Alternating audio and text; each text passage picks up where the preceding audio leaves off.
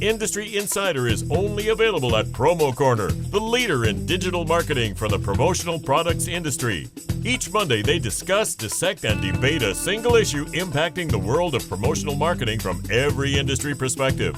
Now, it's time for Promo Corner's Industry Insider. Welcome to another edition of the Industry Insider, your promotional products podcast where you can get all the nerdy news you need to know about. My name is Jeff Franklin, National Accounts Manager with Headwear USA. I'm joined today by three other lovely folks, but before we get to them, I need to tell you guys we are sponsored today by Tervis. Our good friends at Tervis have been around since 1946. And they are celebrating 75 years in business, starting with their classic line. Sleek styles make perfect for active and on-the-go lifestyle. Tervis is the original double-wall insulated drinkware that keeps your cold drinks cold and reduces condensation. Backed by a made-for-life guarantee, Tervis is the original customizable double-wall insulated drinkware that keeps hot drinks hot and cold drinks cold, just the way they should be. Available in several sizes, including a 16-ounce mug, 16-ounce or 24-ounce tumbler, or a 24-ounce water bottle. Made from Triton plastic, made in America, lifetime warranty, dishwasher, and microwave safe, and they're also BPA free. You definitely need to go check them out at tervispromos.com. You definitely won't be sorry that you did. Meg, you should probably go there and pick one up yourself, you know? Probably. What do you think? That lovely voice was Meg Erber. Meg Erber with SNS Activewear. How are you doing today? Oh, sorry, everybody. Internet issues, totally lagging, had to restart, couldn't get back in. So I apologize for the delay. But we weren't late at all today. I don't know what you're talking about. Not at all. We weren't going to call you out. No, I want to apologize to everybody. It's my bad. It's just crazy how much has changed in the past year, you guys. I talk about it a lot. My daughter had that volleyball tournament up in Boston right before COVID hit, 40,000 people. It was packed, but none of us got sick. It was it shut down the next weekend. Well, this past weekend, we had NEQ, which was supposed to be like their Super Bowl, and it was so sad. Imagine going to your Super Bowl, you make it to your Super Bowl and there's no fans, no cameras, no commercials, no merch. It's like your mom and some sad Wi-Fi. And it was just it was heartbreaking, so, and then it's one and done and it's it. So it's a little sad for her, but she got to redeem herself yesterday at her high school volleyball game. I'm super proud of her. So I had to give her some props. She made the news and it's really awesome.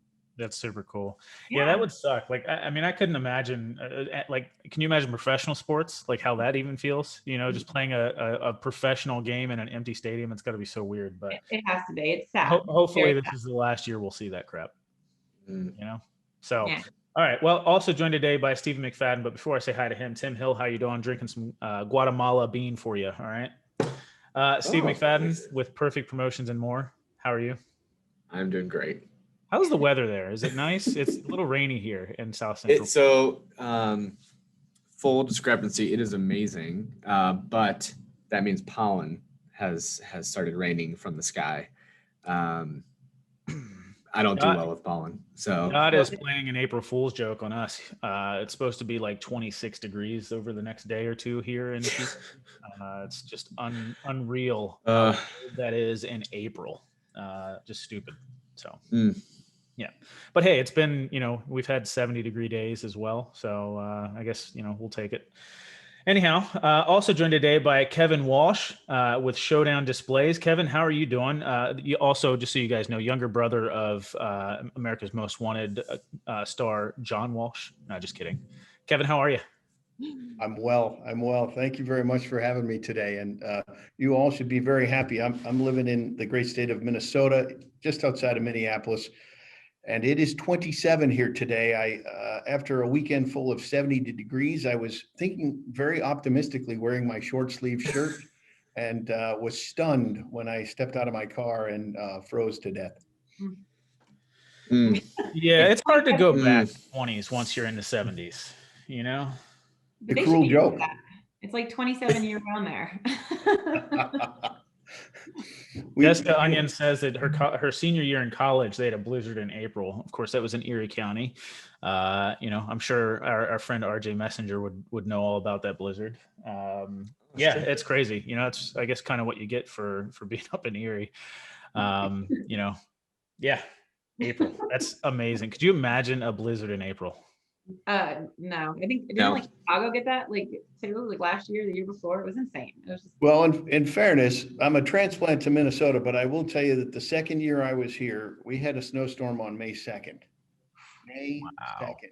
A And I've second. never forgiven John Bruman, who hired me to come up to Minnesota for that. It was a shocker to the system when it's snowing in May. That's unreal. I can't even imagine. So Kevin, we're going to talk today about the beautiful virtual background that you have behind you. But before we launch into that, why don't we, it's customary here on this show to give our special guest a good 3 to 4 minute introduction. So why don't you tell everybody that doesn't know who Kevin Walsh is, and how you got started in the promotional products industry and what you've been up to since. Absolutely. Well, thank you. One of the things that I don't do well is talk well about myself. So I'm going to try to fumble my way through here. I know the story well. I just don't convey it well. For those of you who don't know who I am, I'm Kevin Walsh. I'm the president of Showdown Displays. I've been here now for 10 years and started off as the chief marketing and sales officer and was promoted about 2 years ago into the role of presidency, just in time for pandemic to take hold. So that's been a wild ride, to say the least. And while most people may know me from the Showdown days, I've actually spent most of my career in the promotional space on the apparel side. And that starts way, way, way back in 1987 when I opened my first promotional products company. It was actually a screen print company called Primary Impressions in Lawrence, Massachusetts. And that's where I got my taste for that. And from there, I moved in through the 90s. I actually ran a company called New Buffalo Shirt Factory up in Buffalo, New York. Spent a lot of time in Western New York as the Buffalo Bills were making their run to many Super Bowls, and had an opportunity to work in the sports licensing and promotional product space along with concert merchandise. And then moved from there into one of our suppliers, which was an apparel supplier called Lee Printwear. You might remember the Lee t-shirts and Lee sweatshirts that were popular in the promotional space. And worked my way through the VF Corporation for the next 15 years in red cap and a uniform business called VF Imagewear out of Nashville, Tennessee. Shout out to Javier LaFontaine over in Nashville, and then actually was transferred to our Wrangler division in Greensboro, North Carolina, which is where I finished up my stint in with VF, and famous for the denim pearl snap shirts that you would see, of course, Wrangler blue jeans. But on the promotional side, it was definitely the shirts. So I've been most of my time in the apparel business, but really just transferred that knowledge about printing on fabric to then stretching that over frames and selling our displays here at Showdown Displays. There you go. Yeah, I got to give you some props because that, Showdown has popped up a lot as like supplier of the year in a lot of regional associations, and I'm sure has gotten some national accreditation as well. Like, what have you guys done differently over the last couple of years that has gotten you some of that notoriety versus, because you guys have been around for a while. I mean, I remember when I was a distributor and when I started in 2008, you were like our go-to for retractable banners and stuff like that. So what's happened since then? Well, thank you for that. Actually, Showdown was founded in 1999 and been in the promotional space since 2003. So I like to say it took us about 20 years to become an overnight sensation, so to speak. But it really came down to a investment that we made way back in 2012 in what our mission statement was going to be, which was very simply, if you've known Showdown, we had some struggles in our early years. 2007, 2008 are tough years around here. Because we expanded our line too quickly and we couldn't service that. And ultimately, we got into long discussions with distributors about who was at fault.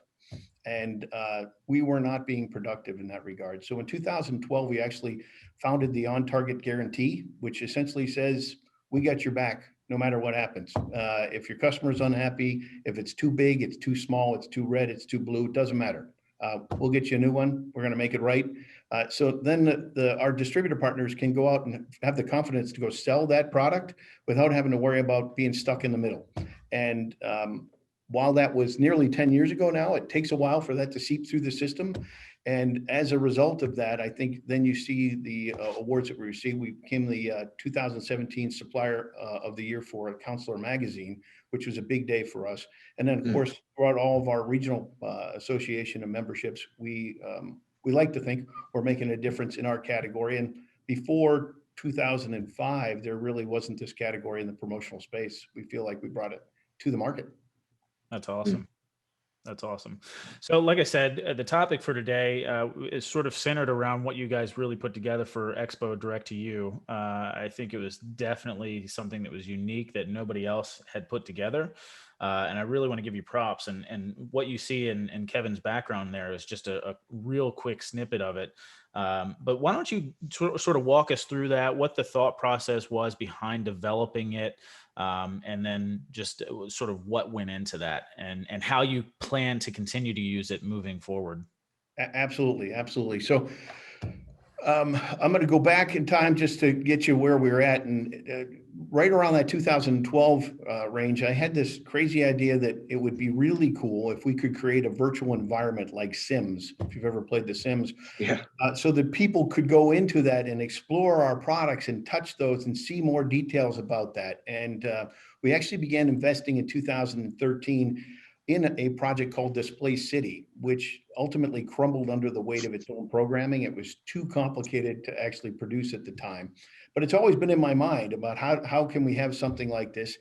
Because as for those of you familiar with Showdown, our products are big and it's very difficult to travel. We don't have watches and we don't make medallions. We sell trade show booths in many cases. So a 10 by 10 space is one of our products. So our salespeople deal with this problem every day. Imagine trying to haul this out of your trunk. For any of you on the supply side, you know how difficult it's to travel with headwear or apparel, let alone the products we're talking about here. So we really have struggled with that. So we put those factors together and then amplify it by the fact that COVID hit. And when COVID hit, you couldn't get anywhere to show anybody our products. So this idea of how can we come up with a place where people can experience our products rose back to the top. And like for many of you, ideas that had been in the hopper get slingshotted to the forefront when you're in the middle of a pandemic, because you're not faced with servicing the current business. You got to figure out what you're going to do tomorrow to make things better. And at the time, I was also looking to buy a house. And I realized at the time that you couldn't actually visit houses because of the pandemic. And this program had been developed, it's been around for a number of years, from Matterport, where you could go and virtually tour a house and experience in proportion to how the kitchen looked or how big the garage was. And it wasn't perfect, but it gives you an idea, a relative idea of whether or not you want to go inside that house. Because if you recall, just a year ago, you had one chance to visit a house and make an offer or not. The realtor wasn't allowing people to go to back multiple times. So essentially just grafted that platform that exists quite readily in the real estate industry into what we have here. And we're fortunate enough in our headquarters in Brooklyn Center, Minnesota, to have 7,000 square feet of showroom space, part of which is pictured behind me. And what we did is we set that up with the intention that we'd come in and scan that with the Matterport scanners, and then allow our marketing team to then come in and drop all these targets that you see all on top of the products. And essentially the Matterport platform allows you to scan the product, then weave all those images together so it looks like it's three-dimensional. You can walk your way through, and then you can click on any one of those buttons that you see. And we've included hyperlinks back to our website on product details, videos that support that product. All of those product pages have templates. They also have the retail pricing, so you can tour this with your customer. Every link in this environment is retail facing. So the intention was a reseller partner could take that link, share it with their customers, and their customers could explore on their own. Because one of the things I know all of us deal with is, I didn't know you did that. We hear that line a lot from our customers, right? So our idea was, hey, if you're going to see a retractable banner on your journey to the retractor section, you may pass 3 or 4 other products that you didn't know we made and that your customer needs. Yeah, well, I mean, I think you make a good point when you're talking about 10 by 10 being like your product, like one One product. Yeah. offer. Like, I got to imagine that really limits what you can show at shows like Vegas or Chicago or whatever. And so, yeah, I mean, I think something like what you're using is astronomically beneficial for you guys. And that was one of the questions I had was, is that like an actual live showroom or was that like a digital recreation of something? So that you answered that question. It's pretty cool. It's the actual product. This is the digital representation behind me Yep. of just a photo snapshot of it, but it is the actual showroom. And our intention actually is to continue to restructure the showroom into different configurations and rescan those configurations so that we keep this live. Now, essentially, it's a moment in time, right? I can't take one of these products out of this environment in the middle of a year. So it's much like our printed catalog that we have. If it goes in there, it gets discontinued, we can always take the target off, but the product would still be there. But we'll refresh that on an annualized basis so customers can have that as a ongoing tool, excuse me. But we have thoughts to pull that all out and put in all the products that are, let's say, effective for universities and schools or medical. Like vertical markets. Hospital. Yeah. And go vertical market with it, where I think it will have a lot of more applications for distributors who might have that as a primary customer segment that they're working with. Well, Kevin, I don't know if anyone else, sorry, Stephen, I'll let you go real quick. Anyone who hasn't seen this platform yet, I went in yesterday when I was making our hype video, and I really had the opportunity to explore, and it's really neat. Like picture like a shell of a dollhouse, and then you can kind of navigate where you want to go by just clicking on a button. And if you want a grand view of everything, you hit the play button and it scans over. It was very professional done, and there's so much that can go from that. Like you said, that could be your, Vegas and Orlando shows, and then you can break it out during the seasons and have the vertical markets or what's hot. It's Q1, Q2, whatever it may be for your outside salespeople that are looking for something to show. You guys can change it up internally, which is a huge benefit for suppliers, especially in this new hybrid situation that we're all in, which you've really come up with a great solution for your outside people, your inside people, your customers. And then if you're linking things right to your page, it's perfect. I didn't get that far into it, but that's pretty incredible. Sorry, go ahead, Stephen. Oh, you're good.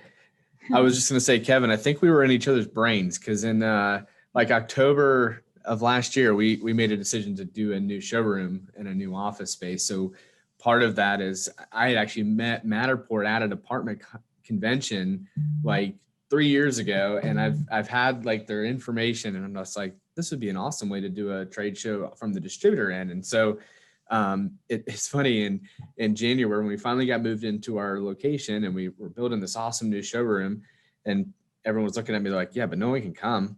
I was like, but I have an idea. I was like, we're going to use this group. And the next week was direct to you. And someone's like, hey, you should go look at Showdown Displays. I think they're doing something similar to what you've been talking about. I was like, no, they didn't do that. And so sure enough, I was like, it's the same thing. I was like, this is perfect. So, I mean, from a distributor perspective, Kevin, me and you have talked about this too. We not only do we have, the showroom being brick and mortar. I can't bring everything that's in my showroom to somebody, but even there's geographical challenges. Not necessarily even COVID issues. If I have a customer across the country, unless I fly them here, they can't see my showroom, right? So, why do you want to, if you're going to invest in something that expensive and that nice and that robust with product selections, you got to be able to have that experience. And, for the longest time, I would walk around with my phone and camera, or, it's like, and so we've started doing some of the mobile versions of Matterport to create a scan of our showroom as well, to kind of bring that experience. And this is amazing to be able to see it done and reference it and figure out, okay, now how can I maybe even go on a tour with some of my customers and say, hey, I know you got a trade show coming up. Let's go on this website here. Let's walk through it together. Awesome. What's shocking about it is, I go back 10 years in that Display City concept that I talked about. We invested tens of thousands of dollars in the programming behind that, create a platform and the like, and it still exists on a server somewhere, but it's not doing anything. We produced this environment that we're showing you right now, and it could be produced for other suppliers for less than $15,000 in less than 30 days. Wow. That's awesome. Wow. Yeah. When you think about going to a trade show, it would cost, when you have to go with this trade show the size that we have to go, it costs us at least $15,000 to go to a trade show. So it was a simple investment because without trade shows, we're now able to empower our sales team to take this showroom to the customers. I gotta imagine this is greatly going to change the way that you guys present at trade shows as well, correct? Well, certainly for the smaller shows, and in many of Mm. particularly regional shows where we only have a 10 by 10 or a 10 by 20 booth, we can bring a few products and then a video screen where we can show this. Something like Expo, where we'll have 60 by 60. That we like to recreate this environment in person so that people can come in and actually immerse themselves in the products and experience those. But definitely on the smaller side. Sure. Hey, Kevin, even taking it to the next level, I know that the Matterport system you can use Oculus and you can actually do did I steal it? No, that's where I was going to go next. Yeah. I was like, how cool would that be to walk into like PPI Yeah. and be like, here's your Oculus. Yeah. Have you guys messed around with that to see how it works? Is it something you guys might try to do at a small show where people can physically look around? And I don't think we're close enough. I always get in trouble with my marketing team when I talk about things that are happening, because then the sales team wants them the next day. Blame it on us. So I'm going to say We didn't sign an NDA. we haven't really made any progress there. I got it, Kevin. Free, what are those called? Those free VR machines if you come visit the booth. There you go. oh yeah, free Oculus for every Yeah. visitor. Yeah, everyone. We have like inexpensive ones in our industry using promo to sell promo. There you go. You have all the suppliers coming to your booth. You know what? When the pandemic first hit, now that I'm like looking at all this again, I know SNS like sent us out like an internal survey, and they were like, "Would you think this?" And I'm like, "Yeah, this would be so cool." But I don't even know if we did anything with it or if we are going to. But I'll have to look back into that because everything's a blur. Anything prior to the last, in the last years, has been a blur. But very cool. One other thing I would say is, I mentioned I was with VF, and VF owns a lot of brands. You probably don't know them all, but they own a brand like North Face, which is pretty big. I know that one. I'll tell you, with some former colleagues that I know from there, they're working on retail stores much like this, where you'll go to a website that'll behave very much like a virtual showroom. You'll be able to go up and pick up the products and spin them around. So this type of technology, in 3 years, we're going to be looking at this thinking, well, that was like the dark ages. It's a big advancement for our industry, and I think it's a first step for us all, but I'd like to think it's only the first of many steps in the journey. Awesome. No, it's so interesting you mentioned that, because most web stores are, browse by product category and you see all the products, but what if like the opening page of the website was the front of the store, and you just click to start walking in the store and you literally just move your way through and then check out your items, and it makes you click on the cash register. And if you click on the exit door first, sirens go off or something. I don't know. Can we link that virtual aspect to this, the video, so people can see it for themselves? Yeah, I was going to ask Kevin, if people didn't attend Expo Direct to you, or even if they did and didn't see the thing that you guys put together, is there a place that somebody can go to view that? Do you want to plug that? Absolutely. Well, the easiest place to find it would be at showdowndisplays.com. We have a rotating banner there that talks about the virtual showroom. There is a separate spot on that where you can go. It'll take you to that page, and then you'll be in the environment. There's also a document that goes along with it. Every product that's in that environment is listed on a PDF. So you have the item numbers and if you're looking for something to follow along. Of course, every one of these dots that you're looking at has the product itself. So you go to the product page. It then has the family of products. So I like that product, but it's the wrong size. And then it has other similar products in that product family. So you have 3 choices on any one of those buttons. Yeah. Kevin, we're only going to charge you $500 for that plug. Do you guys have any other questions for Kevin or about the Matterport thing and what all is involved in that? I don't think so. I just think it's so cool. I just really like it. I don't know. I kind of want to do something with it. Feels like the future, right? It does. It's like, it does. But I really think that whole VR thing going into a trade show would be such a cool idea. I'm stuck on it. So something's going to happen with that for sure. I think that's definitely the next step for at least somebody. So we have one in October coming up, and that's our plan. We're gonna try to do Oculus in our little. We have a small. It's like a 10 by 10, and our plan is to try to have some of those sitting out and let people view the showroom. That's our goal. So I'll have to keep you posted on that. Yeah, definitely. Definitely. It might be possible and actually quite conceivable that you'll see in the coming year as shows try to take on this hybrid approach, that once the floor has been set up, that the show management may do the scan like this so that you have a virtual tour of the show. So those people who can attend could virtually attend the booth. And then you'll also have the in-person portion of that. That's a great idea. It is a good idea. I'm on the committee for Promotions East, and I know we're looking forward to a 2022 show. Who knows what's going to be happening in 2022? Right. There still is that hybrid aspect. Then this would be a great idea to push towards the team. So. Well, and I think one of the things we're taking away from the pandemic, I think we're all looking at, it's not going back to what it was. So what will happen for every event is there's going to be some type of virtual component that has to occur, because you look at events like DTU, and 30% of those attendees, 29 to be precise, would prefer to go to a show like that virtually, and many of those attendees had never actually been to the expo. All right, so it was actually bringing people from the customer care teams, customer support teams, the vendor support teams that weren't previously able to travel to Vegas, be able to interact with those vendors, interact with those suppliers that they have, and be able to see something that they wouldn't normally have been able to see.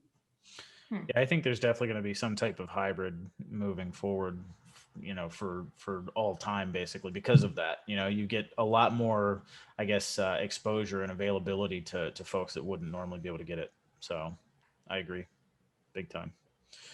All right, well, why don't we launch into rapid fire? Oh, yeah. You ready for that? Yes. I'm ready, I guess. All right, cool. Meg, why don't you go first? Oh, damn. Okay. I was going to actually base it around football, because Mr. Kevin Walsh had said that he was in the Buffalo area. And then you were also in North Carolina. So are you a Carolina fan or a Panthers fan? So I left out the primary impressions portion of that, which is I am a native of New Hampshire. I grew up in Hampton Beach, New Hampshire. Oh, boy. And I am a lifelong Patriots fan. I'll take it. Go on, good or bad. We were 1-14 when I lived in Buffalo. 1-15, excuse me, when I lived in Buffalo. So we've had some good years, but for many of the years prior to that guy number 12, were pretty bleak. So I guess my question to Stephen and Jeff would be, which I already know who your teams would be, but I don't really care. And I already know that, Steelers and Broncos, but I thought Kevin needed to be inducted into our football talk since he kind of brought it up. So The Eagles suck. Fair enough. Fair enough. The Eagles suck, Meg. I don't care. I don't even care. All right, cool. Yeah. I'll stick with sports for my question. 500. Down to the final four here: Gonzaga, UCLA, Baylor, or Houston. Who you got? I'll take Baylor. Yeah, Baylor. I picked Gonzaga from day one. I think they're a beast, and I haven't seen anyone who can keep up with them yet. So I'm sticking with the Zags. Wait, did you say that I missed it because did you say that they're still in it? I'm not paying attention, but yeah, they're undefeated. I did pick them in all of my brackets. So sorry, I'm excited. So who you picking, Gonzaga or Baylor? I picked them real quick, and I just was like, Gonzaga. So we'll see. I'm gonna go Gonzaga as well, but I wouldn't be surprised if Houston could pull something out. I don't know. It's just their defense and stuff's been pretty good, so you never know. Hot team, but I'll say this too. Yeah. Very cool. Very cool. All right. Favorite brand of beer or type, either way. Lager. All right. I like Dos Equis. All right. The green or the yellow, though? Green. The green bottle or the yellow bottle? Okay. Green bottle. Okay. Yeah. I don't mind the amber one either, but I like the green bottle. Yeah, me too. Am I the only one that didn't know there was a yellow bottle? Yeah, it's gross. It tastes like steak sauce. I don't know. Interesting. Worcestershire inside of it. Worcestershire. Worcestershire. Hi, Meg. Favorite beer brand or type? I guess like my go-to is probably just Corona. But if I'm like, I like craft beers. Well, I used to like craft beers up until a couple weeks ago. So That's right. I mean, we can go back to that story. no, it took me like a week and a half actually. That wasn't even funny. Oh, not even that Wednesday. It was like the next Wednesday. Then why is Jeff laughing? Kevin? I'm gonna have to go back and listen to that episode. I guess I'm a situational beer drinker. I don't. So I'm gonna say if I have to pick one, I'd pick a Heineken. But I have a hard time arguing with an ice cold Coors Light on a very hot day. It just seems like it goes down well. On a Yeah. really hot day, you need a nice Mexican beer like a Modelo or a Pacifico with a bit of lime. That goes down really well. But my favorite beer is a New England IPA. I like IPAs. Delicious beers. It's not like your typical IPA though. A New England IPA is hazy. It's actually it's dry hopped. So they don't add the hops during the boil. They add it afterwards, during the fermentation stage. So you get all the flavor and aroma of the hop, but you don't get that real strong, bitter, sort of pungent kind of taste. It's Great good. story. Yeah, really good Great. stuff. Do I get to ask one too? Yeah. You Yeah. go next.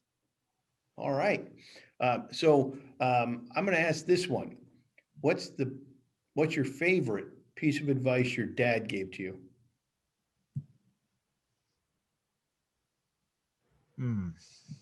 And it I could don't be know one of if those, one of those corny lines. It could be wisdom that he passed along. I'll break the ice because I had time to think about it. Share it with Okay. all of you. My dad used to say, the road of life is littered with flat squirrels that wouldn't make up their mind. Okay. Very true. Mm. So what did you take from that though? What was I like it. That's funny. what did it mean? You got to pick a side. You got to, you got to have a position. Man, I'm like so on the spot with this. I feel like my dad has blessed me with a bunch of nuggets over the years, but like as of late, him and I are just different ends of the political spectrum. So we can't even have those. It's all that comes up. So, and COVID, and it's like, so I don't know. Probably fight back, which I do. Yeah, I feel bad because I can't think of anything like specific one-liners or whatnot, but I mean, there's like strong core value things, like being honest, and not lying, which are like the big things. Sure. But I can't think of a phrase. I don't know if my dad's much of a philosopher. He's more of a, work hard, get shit done kind of thing. Yeah. So he instilled a lot of that kind of stuff in me. But I don't know if I had to pick one along those lines, and I'd probably say, measure twice, cut once. Yeah, something like that. I don't know. I was very lucky, and my mom and dad were together my entire life. They still are. And my dad coached me my entire life. And I was more or less a single mom not growing up, but with my children. So I took that and I learned that from him, just empower them and be their mentor and coach, because it really means a lot when you have that mentorship, I guess, that, I don't know, when you have someone that has your best interest in mind in the sports that you're playing. I know what it takes to put a kid in college through sports. And I know my dad put a lot of time into all of us, all of my brothers, all four of us. So I'll go with that. That's great. Yeah. All right. Well, listen, we're supposed to ask Stephen McFadden about being the most interesting man in the world, first of all.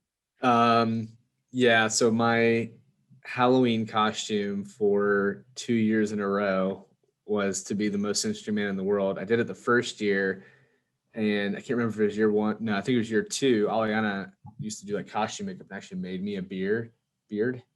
And the cool part about having that as your costume is your prop is beer. So I was downtown places holding a 6-pack and was able to just walk into bars with my own beer because it was part of my costume. Basically drink for free. So I had the whole suit, pinstripe suit, beard, great hair, little red thing in the thing, in my own 6-pack. Are there photos? Because if there aren't photos, it didn't happen. There are photos. I can post them on this afterwards, or Aliana probably has them ready to go. Sounds good. She probably does. All right, and then last comment, Joel Moore. He chimed in on the quote of from his father. If you can touch it, you can catch it. Okay. Sports reference for you. Very good. Very cool. If you can dodge a wrench, you can dodge a ball. I was gonna say, if you can dodge a wrench, you can dodge a ball. Exactly. All right. Well, guys, again, I hope you really enjoyed the episode. This was brought to you today by Tervis, and we'll talk a little bit about their sustainability. Their hashtag Take Your Tervis is another way to that they can use social media to promote sustainability. They partnered with 4 Oceans and for doing a beach cleanup on Siesta Key. And according to 4 Oceans, which does cleanups year round and across the world, this was their largest turnout with 1,343 registered participants. They were able to collect and count 144 straws, 5,877 cigarettes, 463 plastic bottles, 187 plastic cutlery, 355 plastic bags, 234 plastic or foam cups, 1,346 bottle caps. So a lot of garbage and junk they were able to pick up from this beach cleanup. And look, they're passionate about the oceans and care about the creatures who call it their home. They're committed to making it a better place and have been for 72 years, not because it's trendy or helps sell tumblers, but because it's the right thing to do. So be sure to check them out at tervispromos.com, support the cause. And with that being said, I appreciate you guys chiming in. Kevin, thanks so much for joining us today. It was a really great episode. And a lot of really good information in there with the Matterport thing, and looking forward to seeing what the industry does with that kind of stuff. Absolutely. I really appreciate you guys having me on and the support for Showdown all the way through this whole thing. Definitely. All right, guys, we'll see you next week. Take care. Thank you for listening to this week's episode of Promo Corner's Industry Insider. For more great content from industry thought leaders, including podcasts, blogs, and videos, visit promocorner.com.